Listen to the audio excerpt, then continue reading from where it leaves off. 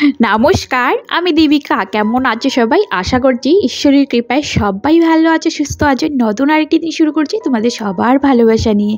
আমার এই ভিডিওটি স্কিপ না করে দেখার অনুরোধ রইল সবার কাছে। আশা করছি তোমাদের অনেক অনেক ভালো লাগবে।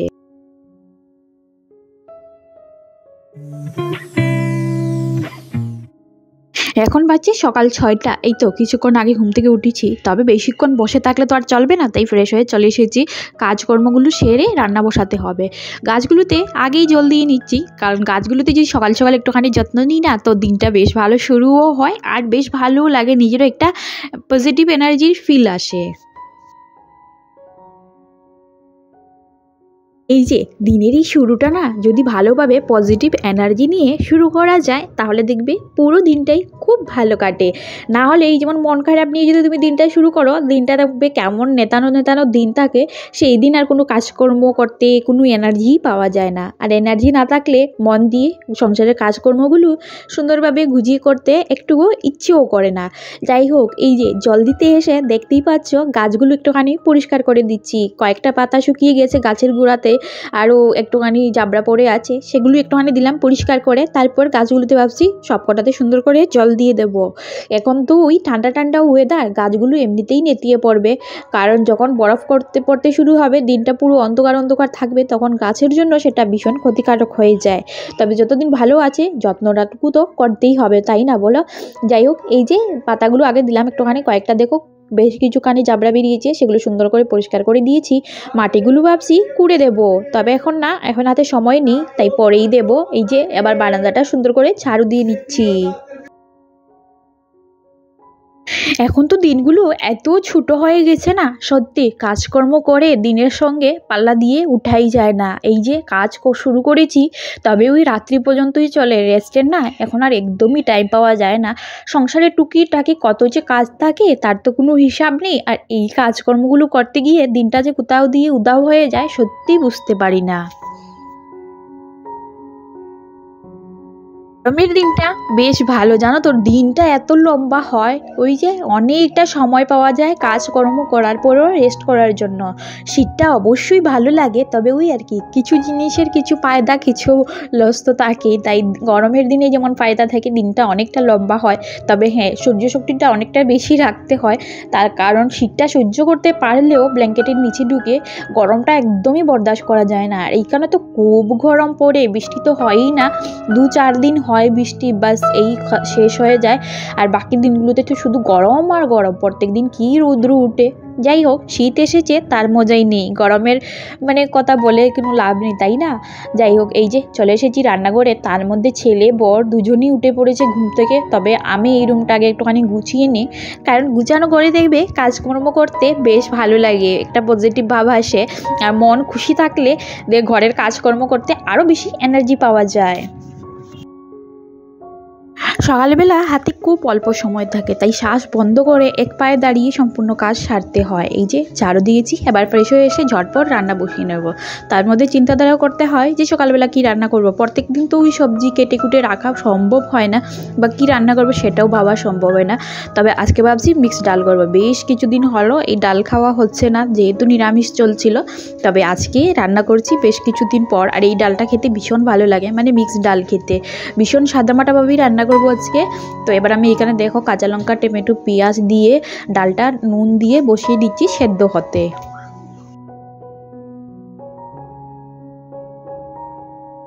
ডাল তো বসিয়ে দিয়েছি, তার সঙ্গে আরেকটা চুলায় বসিয়ে দেবো অল্প একটুখানি ভাতও, তাহলে দুটোই রান্না একসঙ্গে ঝটপট হয়ে যাবে। তার সঙ্গে আগের দিন রাত্রিবেলা একটুখানি মাছের তেল ভেজেছিলাম, সেটাই ফ্রিজে তুলে রেখেছি। তবে এবার আরও একটুখানি ভাজবো, ততক্ষণে আমার ডালটাও সেদ্ধ হয়ে গেছে। আর এবার ডালটা সম্বাস দেবো, তার আগে মাছের তেলটা বসিয়ে দিয়েছি, নাড়াচাড়া করে নিলাম। আর ওইদিকে কিন্তু আমার ভাতটাও হয়ে গেছে। কড়াইতে একটুখানি তেল দিয়ে দিলাম ডাল সম্বাসের জন্য, রসুন পেঁয়াজ দিয়ে ডালের ফোড়নটা দেবো। রসুনের ফোড়নটা বেশ ভালো লাগে, সঙ্গে একটুখানি জিরাও দিয়েছি, আর খাড়া মশলাটাও দিতে পারতাম, তবে ওই আর কি দিইনি। আজকে ভাবছি একদম সাদামাটাভাবেই রান্না করব। ডালটা সেদ্ধ করতে আমার বেশ খানিকটা সময় লেগেছে। বেশ কিছুদিন হলো আমার কুকারটা নষ্ট হয়ে গেছে, মানে ঢাকনাটা। তবে ওইটা ঠিক করানোও হচ্ছে না। আর বেশ বড়, জানো তো, এত বড় কুকারের প্রয়োজন হয় না, তাই আর বলছি না বরকে, বলে আবার করে নিয়ে আসবে। তারপরও মিক্সির ছোটো জারটা আর এই কুকারের ঢাকনাটা দিয়ে পাঠাবো বরকে ঠিক করিয়ে নিয়ে আসার জন্য। তবে এখন আমি একটুখানি কফি করে নিয়েছি, তার সঙ্গে ডাল সম্বাস দিয়েছিলাম। চুলাটা একদম অগুচালো হয়ে গিয়েছিল, ডাল ছিটিয়ে পড়েছিল, সেটাও পরিষ্কার করে নিলাম। আর বরের হাতে কফি দিয়েছি, নিজেও এক কাপ কফি নিয়ে বসেছি। এটা খেয়ে তারপর কিন্তু বর চলে যাবে ডিউটি, কারণ ওর টিফিন প্যাক করা, খাওয়া দাওয়া সবই কমপ্লিট হয়ে গেছে। তবে বর ডিউটি যাওয়ার পর অনেকক্ষণ ধরে পাপাই কান্না করছে। এবার আমি ওকে একটুখানি শান্ত করার চেষ্টা করছি। পাপাইকে তো মানে কি বলবো, প্রত্যেক দিনই সামলাতে হয়। ওর বাবা যাওয়ার সময় প্রত্যেক দিন কান্না করে। তবে ওকে আমি বুঝাচ্ছিলাম যে দেখো, ডিউটিতে তো যেতেই হবে, তাই না?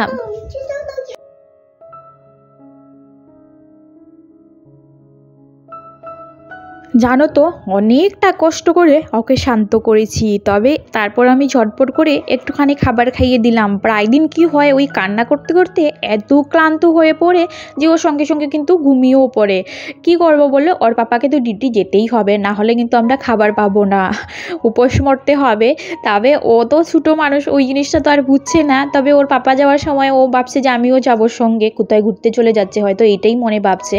যাই হোক, ওকে অনেক বুঝিয়ে শুনিয়ে অনেকটা শান্ত করার পর খাইয়ে দিয়ে দিয়েছি। এবার আমি ঘরের কাজকর্মগুলো করতে লেগে পড়েছি।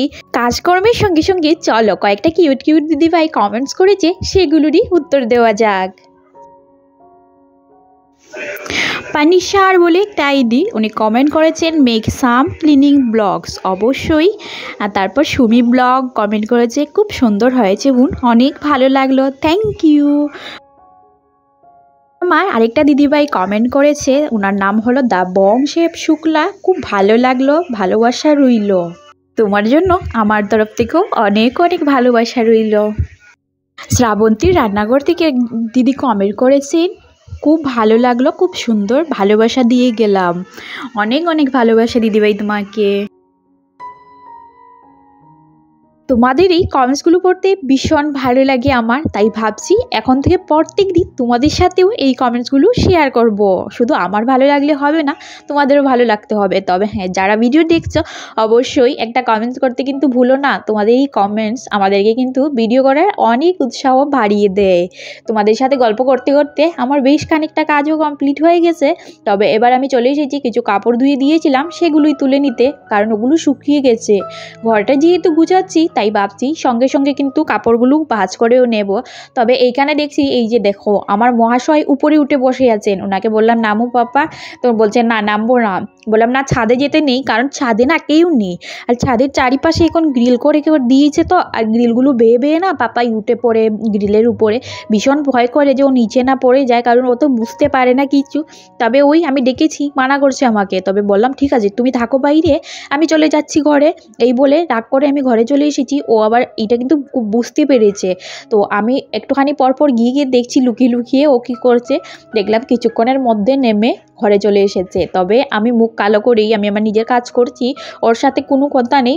এবার এই কথাটা বুঝতে পেরে এই যে দেখো, ঝরিয়ে ধরে এসে, মানে ওর প্রতি রাগ করতে পারবে না, ওকে কিছু বলতে পারবে না, এই কিছু বলার আগেই এসে জড়িয়ে ধরবে। এতে কিছু বলা যায় বলো?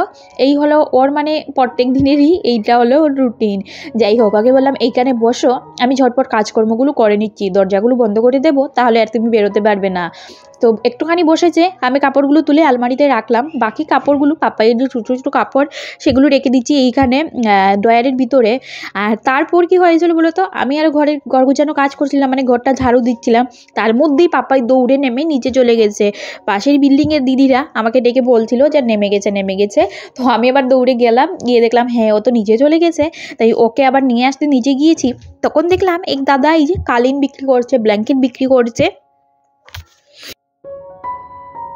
আমি পাপাইকে আনতে আনতে এই যে কালিনের দামগুলো জিজ্ঞেস করলাম। উনি বললো 3000 টাকা। তো আমি বললাম যে না, নেব না, এমনিতেই আমি জিজ্ঞেস করেছিলাম জানার জন্য। তারপরে আমি তো জানতামও না, আমার মনে হয়েছিল একটা কালিন। তারপর দেখছি এখানে ডাবল কালিন। আর উনি এত জোরাজোরি করছিলেন যে আপনি দাম বলুন, দেখে নিন, দেখলে তো আর কোনো মানে প্রবলেম হবে না, দেখতে অসুবিধে নেই, টাকা লাগবে না। এই সব বলে আবার মানে জোর জবরদস্তি বলতে পারো, দাদাটা দেখিয়ে দিল ধরে। তো তারপর দেখার পর আমার তো ভালোই লেগেছে। গেছিলো, তবে ব্ল্যাক কালারেরও ছিল। ব্ল্যাক কালারটা তো আমার সবসময় কমজোরি, তবে ঘরের জন্য হয়তো ভালো লাগবে না তাই নিইনি। এই দুটো কালিন নিয়েছি। তবে জানো তো এত কম দামে দিয়ে গেছে, মানে 700 টাকা নিয়েছে, 350 টাকা করে একটা পিস নিয়েছে, দুটো 700 টাকায় আমাকে দিয়ে দিয়েছে। কোয়ালিটিগুলো তো ভীষণ ভালো। কাশ্মীরি যে কালিনগুলো আসে দেখো, একটা কালিন তো আসে সেটা না ভীষণ দামিও হয়, আর কোয়ালিটি অনেক বেশি মোটা চৌড়া ভালো হয়। আর এইটা মিডিয়াম, তবে হ্যাঁ এমনিতে ভালো আছে। এগুলোও কিনতে গেলে বেশ খানিকটা দাম নেয় মার্কেটে, কারণ কাশ্মীরের যে কালিনগুলো আছে সেগুলো ভীষণ ভালো কোয়ালিটির হয়, কারণ ওইদিকে তো বুঝতেই পারো শীত পড়ে, তো শীতের দিনে যে কালিনগুলো আসে সেগুলোর কোনো তুলনা হয় না। আমার কাছে আরও দুটো কালিন আছে, মানে ওইগুলো না ব্ল্যাঙ্কেট টাইপের, তো নিচে বিছাই প্রত্যেক বছর দুটো কালিন। এত গরম মানে তাপ হয় এদের, কি বলবো, ভীষণ ভালো লাগে নিচে বিছিয়ে রাখলে। তবে এই বছর আমি এখনও বের করিনি, আমি উপরে তুলে রেখেছি, ভেবেছি বিছাবো না, কারণ ওগুলো ধুয়ে আবার পরিষ্কার করতে হয়। আর আমার এই কি প্রবলেম বলো তো, এই কিছুদিন বিছানোর পরই মনে হয় যে না একটুখানি ধুয়ে দিই, তো এইটাতে শীতের সময় বেশ প্রবলেম হয়। তো এই বছর ভাবছি বের করব কি না, দেখা যাক কি হয়। তবে তোমাদের সাথে গল্প করতে করতে আমার ঘর গোছানো সব কাজই কমপ্লিট হয়ে গেছে, ঘরটা সুন্দর করে মুছে নিয়েছি। আর এবার যাব দরজা লাগিয়ে স্নানটা সেরে আসবো। আর এই যে পাপাইকেও নিয়ে যাব, ও কিন্তু সকালবেলা স্নান করেনি, মানে প্রায় দিনই ওর পাপার সঙ্গে স্নান করে নেয় যেহেতু শীত পড়েছে। তবে আমি স্নান করে এসে তেল সিঁদুর সবই আমার পরা হয়ে গেছে। আর এবার আমি কাপড়গুলো মেলে দিচ্ছি, বেশ খানিকটা কাপড় ধুয়ে দিয়েছি, মানে এগুলো রেগুলার বাইসে, সকালের বাসি কাপড় উপর সব। আর এই যে দেখো জুতো জোড়াও ধুয়ে দিয়েছি, সেটাও মেলে দিলাম। আগের দিন পর গিয়েছিল মার্কেট, একদম ধুলো ধুলো হয়ে গিয়েছিল জুতোতে, তাই ধোয়া জুতাটাই আবার ধুয়ে দিতে হলো না, ধোয়া জুতাই পরে গিয়েছিল, তবে এত ধুলমাটি হয়েছিল তাই দিলাম ধুয়ে। আর এই যে কাপড়গুলো মেলে দিয়েছি। আর এবার ঘরে গিয়ে একটুখানি মানে সন্ধ্যার চা খাওয়ার কিছু করব, এখন বিকেল হয়ে গেছে তো। আর এই যে দেখো বর আগের দিন নিয়ে এসেছিলো ঘিটা, এখানে 1 কিলো ঘি, এটা না বিহার থেকে একদম দেশি খাঁটি ঘি আনিয়েছে, তো সেটাই তোমাদের একটুখানি দেখাচ্ছিলাম। তবে বলছিল এটা একটুখানি জাল করে নেওয়ার জন্য, ওনারা নাকি ওজন ভর্তি করার জন্য ভালো করে জাল করে না। তবে আমি সন্ধ্যার সময় একটুখানি ব্রেড পকোড়া বসিয়ে দিয়েছি, আর ঘিটা রেখেছি সময় করে একটুখানি জাল করে নেব, এখন আর করছি না। তো এখানে ব্রেড পকোড়া করে নিচ্ছি পাপাইয়ের আর আমার জন্য। আর এই যে দুধটাও জালে বসিয়েছি, একটুখানি কফি করে খাবো। প্রত্যেক বছরের তুলনায় এই বছর কিন্তু ঠান্ডাটা এখনও অনেকটা কম আছে। এই ডিসেম্বর মাসে প্রত্যেক বছর যে 4টা-5টা করে ঠান্ডার কাপড় পরতে হয়, তবে এবার এখনও দেখো হালকা পালকা পরছি, কখনো কখনো তো পরছিই না আমি। আর তার সঙ্গে অবশ্যই জলটা ভীষণ ঠান্ডা আসছে, বরফ মানে তার থেকেও ভালো এরকম ঠান্ডা আছে, গরম জল খেতে হচ্ছে। আর চা কফি তো চলছেই, মানে কফিটা তো না খেলে না হয়, কারণ ওই শরীরটা এত ঠান্ডা হয়ে যায় না, কফি খেলে একটা এনার্জির সঙ্গে সঙ্গে শরীরটাও গরম হয়। তবে আজকে রাত্রে রান্না করছি শুটকি মাছ চাটনি, মানে লটে ফিশের যে শুটকি মাছ হয় সেটারই চাটনি করছি।